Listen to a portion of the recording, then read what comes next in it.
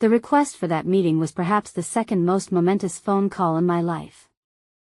The first, of course, will be the one from Mountain Rescue. At that point your dad and I will be speaking to each other maybe once a year, tops. After I get that phone call, though, the first thing I'll do will be to call your father. He and I will drive out together to perform the identification, a long silent car ride. I remember the morgue, all tile and stainless steel, the hum of refrigeration and smell of antiseptic. An orderly will pull the sheet back to reveal your face. Your face will look wrong somehow, but I'll know it's you. Yes, that's her, I'll say. She's mine. You'll be 25 then. The MP checked my badge, made a notation on his clipboard, and opened the gate. I drove the off-road vehicle into the encampment, a small village of tents pitched by the army in a farmer's sun-scorched pasture.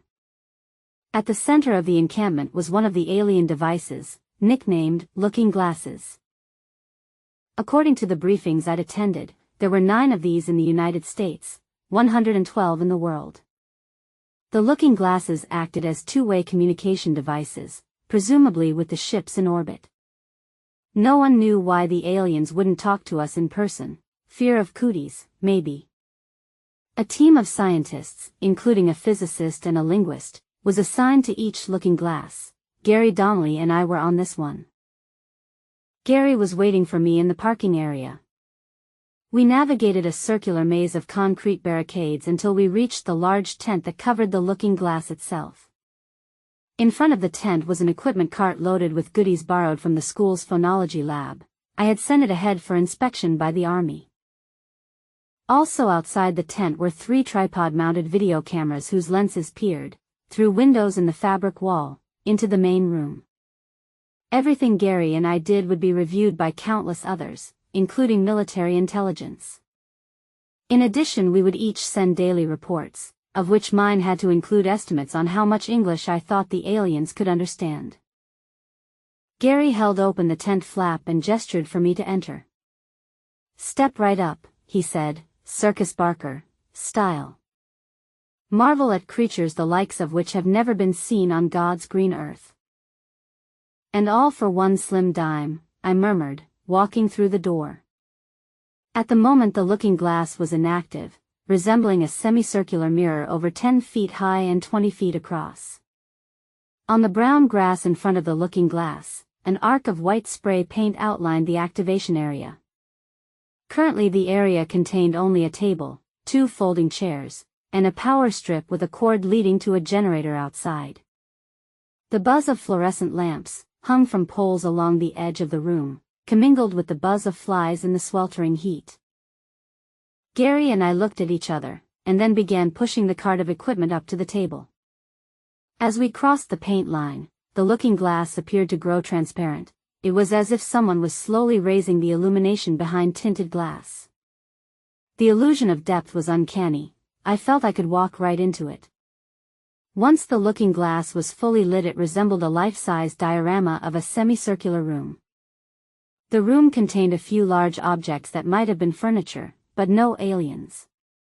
There was a door in the curved rear wall. We busied ourselves connecting everything together: microphone, sound spectrograph, portable computer, and speaker. As we worked, I frequently glanced at the looking glass, anticipating the aliens' arrival. Even so, I jumped when one of them entered. It looked like a barrel suspended at the intersection of 7 limbs. It was radially symmetric, and any of its limbs could serve as an arm or a leg. The one in front of me was walking around on 4 legs, 3 non-adjacent arms curled up at its sides. Gary called them heptapods. I'd been shown videotapes, but I still gawked. Its limbs had no distinct joints. Anatomists guessed they might be supported by vertebral columns. Whatever their underlying structure, the heptapod's limbs conspired to move it in a disconcertingly fluid manner. Its torso rode atop the rippling limbs as smoothly as a hovercraft. 7 lidless eyes ringed the top of the heptapod's body. It walked back to the doorway from which it entered, made a brief sputtering sound, and returned to the center of the room followed by another heptapod. At no point did it ever turn around. Eerie, but logical, with eyes on all sides, any direction might as well be forward. Gary had been watching my reaction. "Ready?" he asked. I took a deep breath. Ready enough. I'd done plenty of fieldwork before, in the Amazon, but it had always been a bilingual procedure. Either my informants knew some Portuguese, which I could use, or I'd previously gotten an intro to their language from the local missionaries. This would be my first attempt at conducting a true monolingual discovery procedure. It was straightforward enough in theory, though. I walked up to the looking glass and a heptapod on the other side did the same. The image was so real that my skin crawled. I could see the texture of its gray skin, like corduroy ridges arranged in whorls and loops. There was no smell at all from the looking glass, which somehow made the situation stranger. I pointed to myself and said slowly, "Human," then I pointed to Gary. "Human," then I pointed at each heptapod and said, "What are you?" No reaction. I tried again, and then again. One of the heptapods pointed to itself with one limb, the 4 terminal digits pressed together. That was lucky. In some cultures a person pointed with his chin. If the heptapod hadn't used one of its limbs, I wouldn't have known what gesture to look for. I heard a brief fluttering sound, and saw a puckered orifice at the top of its body vibrate. It was talking. Then it pointed to its companion and fluttered again.